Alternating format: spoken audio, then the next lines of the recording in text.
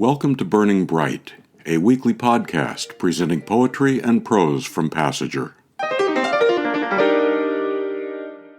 On this edition of Burning Bright, 3 poems about animals that generally stay out of sight during the winter.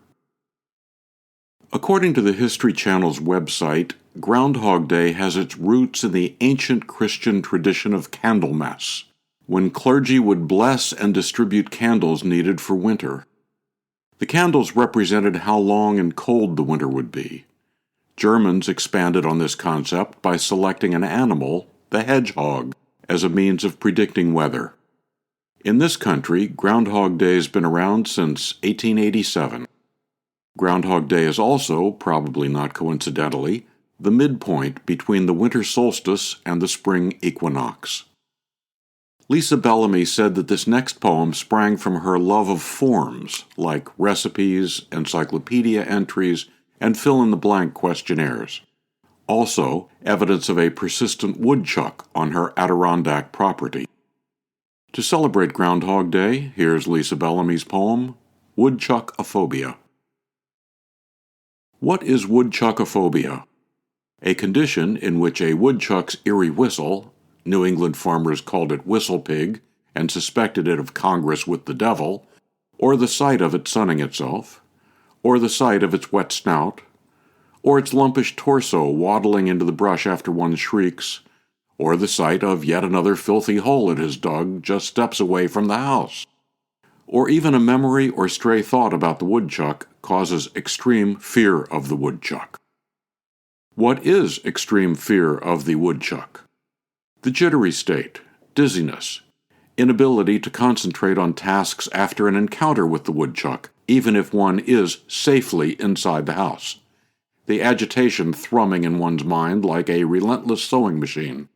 The memory of stink, the restless dreaming of a muddy paw over one's mouth, the worry that the woodchuck will tunnel so extensively and elaborately under the house, will construct such a complex branching series of multi-layered tunnels, as they are known to do, that the house will collapse due to foundation failure.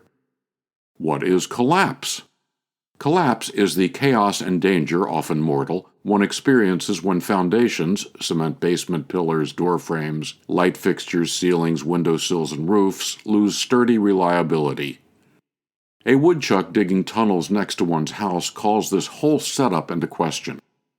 When one experiences the possibility of collapse, any promise, affirmation, vow, or article of faith can also eventually lose its sturdy reliability.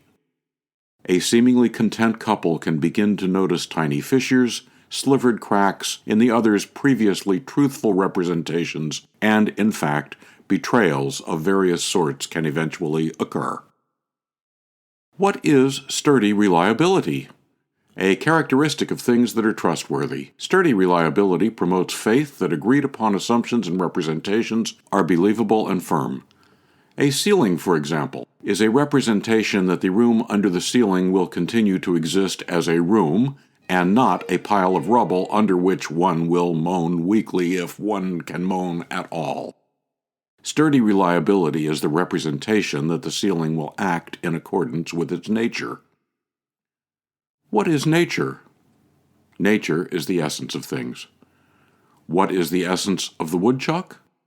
In accordance with the deepest principles of nature, one must admit that in addition to eating, defecation, sex, sleep, labor, and pleasure, the essence of the woodchuck is to make tunnels.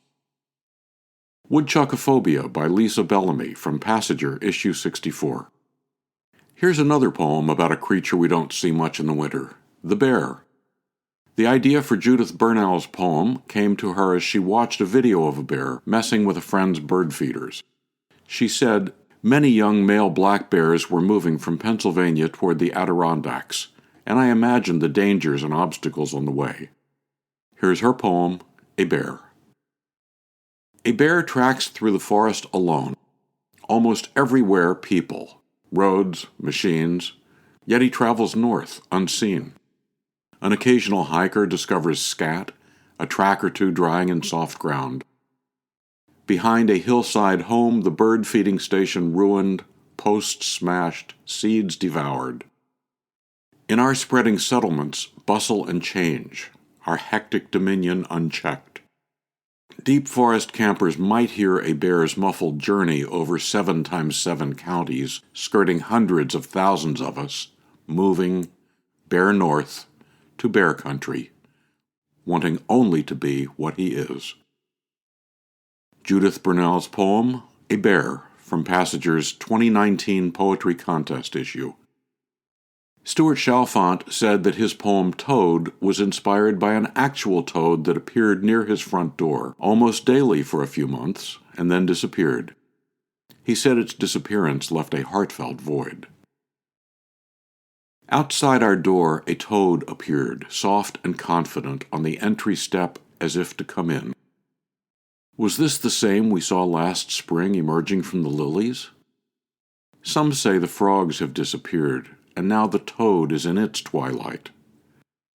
Where will a boyish heart find kinder friends, patient in the hand, and glad for the warmth? Toad by Stuart Chalfant, from Passager's 2009 Poetry Contest issue.